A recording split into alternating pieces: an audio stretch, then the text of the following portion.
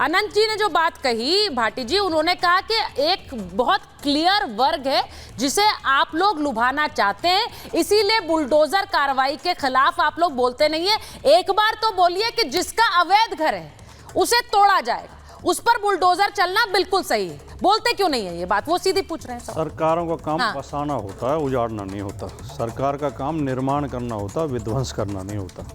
जिन लोगों के दिमाग नकारात्मक हैं, जिनके दिमाग विध्वंसकारी हैं, जिनके दिमागों में नफरत भरी हुई है, उन्हें तोड़फोड़ बहुत अच्छी लगती होगी। कोई भी हो, कहीं भी बैठे हों, उन्हें तोड़फोड़ बहुत अच्छी लगती है। अच्छा, वो बुलडोजर वाली तोड़फोड़ करेंगे, आप सियासी तोड़फोड़ करेंगे 27 में? वो भी तो तोड़फोड़ है जिसकी बात आप कर रहे हैं 27 में करने वाली। सियासी तोड़फोड़ तो अपने आप ही हो रही है। भारतीय जनता पार्टी टूटती जा रही है, सबको दिखाई दे रही है।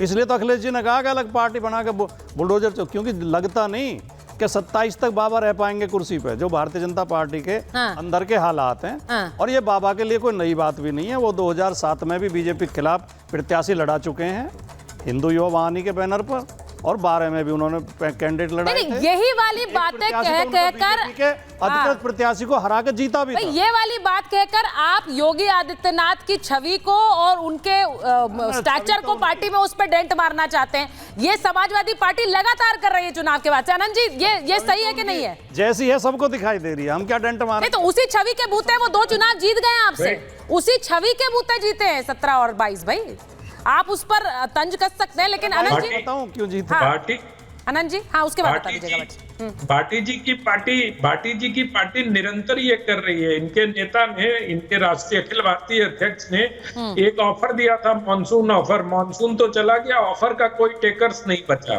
अब मुझे लगता है विंटर ऑफर देना पड़ेगा उनको। शायद विंटर ऑफर के झांसे में कोई आ जाए, या सेल लगानी पड़ेगी, कुछ तो करना पड़ेगा, क्योंकि इस तरह से तो होगा नहीं। ये जो एक कहा जाता है ना कि वो रहेंगे नहीं रहेंगे, अलग दल बना लेंगे, ये कर देंगे। भाटी जी, मैं पत्रकार होने के नाते आपको जानकारी दे रहा हूँ, इस समय योगी आदित्यनाथ की स्थिति बहुत मजबूत है, और आप लोग उपचुनाव की तैयारी में जुटिए। उनकी चिंता छोड़ दीजिए, वो उपचुनाव उन्हीं के नेतृत्व में उत्तर प्रदेश में लड़ा जाएगा, और बहुत मजबूती के साथ लड़ा जाएगा, ऐसी मेरी जानकारी है। मैं किसी उस पर नहीं कह रहा हूँ। आप लोग अभी सबसे बड़े दल के तौर पर उत्तर प्रदेश से जीत के आए हैं, तो उस बड़प्पन को, या उस जो एक बड़ी जीत मिली है, उसको बरकरार रखने की चुनौती आपके सामने भी होगी, क्योंकि आप 5 सीट स्टेक पे हैं। भारतीय जनता पार्टी के सबको मिला के 4 ही सीट स्टेक पे हैं। तो अगर एक तो भी इधर उधर छिटक गए इस मॉनसून और विंटर ऑफर में, तो फिर सवाल आपकी पार्टी पर भी उठेंगे। सवाल आपकी पार्टी पर भी उठेंगे। अब मुझे आज बड़ा इंटरेस्टिंग लगा जब अखिलेश यादव ने ये कहा कि बुलडोजर हम चलाएंगे 27 में, और सारे बुलडोजर गोरखपुर की तरफ चलेंगे। अब सवाल ये है प्रेम जी कि जो बुलडोजर चलाने पर सवाल उठाते थे, वो अब आज खुद बुलडोजर चलाने की बात करते हैं। अब ये एक तरह से एंडोर्समेंट है बुलडोजर मॉडल का, या फिर जैसा कि भाटी जी कह रहे हैं कि ये तंज जरूर कसा होगा, लेकिन एक बात तो माननी पड़ेगी कि बुलडोजर मॉडल एक ऐसा मॉडल बन गया जिसकी चर्चा देश भर में हो रही है। प्रेम कुमार जी, और मैं इसीलिए इंटरेस्टेड हूं कि क्या 27 में या फिर उससे पहले उपचुनाव में इस बुलडोजर पर भी वोट पड़ेंगे? सुचारिता जी, इस बुलडोजर जो एक्शन है, इसको सपोर्ट करने वाले पहले सोचे कि उत्तर प्रदेश में क्या इंक्रोचमेंट रहित हो गया है। उत्तर प्रदेश क्या इंक्रोचमेंट है ही नहीं उत्तर प्रदेश में? सारे इंक्रोचमेंट वाले मामलों को निपटा दिया है। गोरखपुर में क्यों नहीं चलता है ये बुलडोजर? क्या गोरखपुर में है ही नहीं इंक्रोचमेंट? आप अखिलेश यादव जी थोड़ा ढंग के बोल रहे हैं, बोल नहीं पा रहे हैं राजनीतिक कारणों से, लेकिन उनका जो वो गोरखपुर में पीठ धाम इधर उधर जो सारी जमीन प्रॉपर्टी है योगी आदित्यनाथ जी की, भाई वहां भी तो इंक्रोचमेंट देखे कोई, वहां क्यों नहीं चल रहा है बुलडोजर? ये कहना चाहते हैं अखिलेश यादव, और वो खुल करके बात आएगी सामने। लेकिन मूल बात यह है कि बुलडोजर सेलेक्टिव ढंग से चल रहा है। ये तो आपने बड़ी बात कह दी कि योगी आदित्यनाथ की अपनी कई प्रॉपर्टी है। जब सेलेक्टिव नहीं, ये तो से चलेगा, सुन लीजिए इस बात में मैं अपने साथी पत्रकार जी का भी जवाब देना चाहता हूं।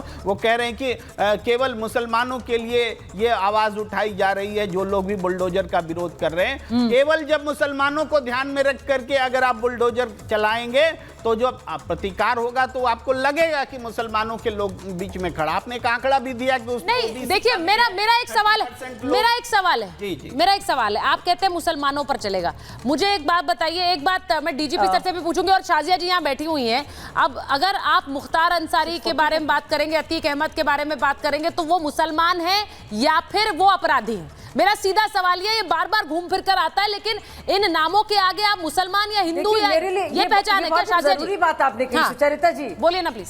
सुचरिता जी, सुचरिता ने बहुत ही जरूरी आपने बात कही है। अब देखिए, आप देखिए, ये बात हो रही है जब अपराधियों को अगर आप अलग करेंगी और आप देखेंगी सिर्फ और सिर्फ हकदार लोगों को, तो अगर आप प्राइम मिनिस्टर की आप देखेंगी आवास योजना को, तो आप उसमें देखेंगी जो सबसे गरीब मुसलमान है वो लाभार्थी सबसे ज्यादा रहा है कल्याणकारी योजनाओं का। हाँ। अगर आप आवास योजना, और ये आंकड़ा देखिए, ये आपको बहुत कुछ समझाएगा। लोग यहाँ पे कह रहे थे कि अवैध तौर पर जो निर्माण है तोड़े नहीं जाने चाहिए, लेकिन वैध निर्माण होंगे तभी तो आप जो है लीगल कंस्ट्रक्शन जब तक नहीं करेंगे तभी तो जगह मिल पाएगी और अफोर्डेबल हाउसिंग होगी। आपको सोल्यूशन तो देना होगा, आप क्रिमिनलिटी को तो नहीं। देखिए शाजिया जी, नीचे चल रहा है, से ज्यादा लाभार्थी जो है वो माइनॉरिटीज रहे हैं। हाँ। इसमें देखिए मिनिस्टर ऑफ स्टेट का ये जवाब राज्यसभा में आया है कि जितने भी घर बने हैं उसमें से 13% घर जो हैं मुसलमानों को दिए गए हैं। देखिए क्रिश्चियंस भी हैं, विकास दुबे और उसमें विजय मिश्रा और उसमें श्रीकांत त्यागी, ये सारे नाम जो नीचे चल रहे हैं ना, आप देख रहे हैं प्रेम जी, भाटी जी, ये सारे मुसलमान नहीं है, ये उनके नाम चल रहे हैं जिनके अवैध निर्माण पर बुलडोजर चला है। तो इसमें से हिंदू मुसलमान हम कन्वीनियंटली अपने लिए चुन लेते हैं। डीजीपी सर को एक बार लाइए।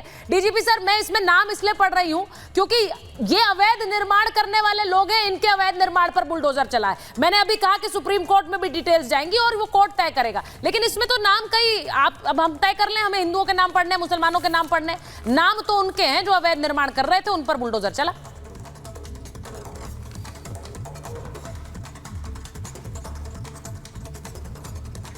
मुझे लग रहा है डीजीपी सर की आवाज नहीं आ रही है। सर आपने शायद म्यूट कर दिया, आप अपने आप को अनम्यूट कर लीजिए प्लीज। सुचरिता जी, ये जात पात बिरादरी और धर्म ये अपने हम राजनीतिक मित्रों की निर्णय पे छोड़ते हैं, क्योंकि उनके चश्मे का पावर मुझसे बहुत ज्यादा है। कानून की किताब में न हिंदू लिखा है, न मुस्लिम लिखा है, न जात लिखी है, न अगड़ा, न पिछड़ा, न पीटीए और पीएनडी, पता नहीं कौन कौन से एक्रोनिम्स आपने खोज लिए हैं। कानून कहता है दोषी या निर्दोष, आरोपी या मुलजिम या मुजरिम, और उसके ऊपर कानून की परिभाषा के अंतर्गत अगर है तो प्रसाद मिलने ही वाला। और ये जो है ना किसान इन्हीं के ऊपर क्यों चल रहा है, इन्हीं के ऊपर इसलिए चल रहा है। और सुचरिता जी, मैं बता दूं, सारी जिंदगी मैंने बुलडोजर चलाया है, तो समझ करके और बुद्धि और सर्जिकल तरीके से। न उसमें दिल लगता है, न उसमें कोई बहुत ज्यादा स्वविवेक लगता है। अगर आप उसके पैरामीटर में आते हैं, नाजायज कंस्ट्रक्शन है, एक सेकंड और लूंगा मैं, जब कभी कोई अपराध करता है तो एक खाका होता है हिस्ट्री शीट, और हिस्ट्री शीट की जो उसकी लेखा होता है उर्दू में होता है वल्दियत, सुकूनत, जरिया आमदनी, जरिया माश, उसके पूरे खानदान का शिजरा बनता है कि उसके जो रिसिपिएंट हो सकते हैं उसकी चोरी, डकैती और लूट के उन सबका खंगाला जाता है। बेनामी मकान बनाया है वो भी ध्वस्त होगा, इल्लीगल बनाया है वो भी ध्वस्त होगा। लेकिन आपत्ति है, अपराधी के ऊपर आपने आंख उठाने का दुस्साहस कैसे किया? हम उसके कुत्ते से हाथ मिलाते हैं और आप उसका घर गिरा रहे हैं, मतलब इतना दुस्साहस। लेकिन मैं सुचरिता जी यही कहना चाहूंगा कि अगर उसने ये इस तरीके की हिमाकत की, लूट खसोट की, एक शब्द अगर आप कह देते कि जिनकी लूटी हुई संपत्ति से ये अट्टालिकाएं बनी है, आपने तो नाम बता दिया, अच्छा किया, क्योंकि ये भ्रम की स्थिति उत्पन्न करना, लोगों के मन में स्लो पॉइजनिंग करना, जातीयता का विष घोल देना, सांप्रदायिकता फैला देना, और यही विष भारत का ही नहीं, अभिशाप नहीं है, अमेरिका, इंग्लैंड में भी यही किया जा रहा है कि जो एक अनुपात है इस बिरादरी का, उससे ज्यादा अनुपात में ये लोग जेल में। अरे जो अपराध करेगा तो क्या करेंगे, अनुपात के हिसाब से उनको जेल में भेजेंगे। इनका तर्क सुनती रहिए, बस तर्क सुनती रहिए। कहीं ना कोई जो लचर डिफेंस जो कि इलॉजिकल है, तर्कविहीन है, आपको एक लाइन कहनी चाहिए, जो सजा जो जुर्म करेगा सजा पाएगा।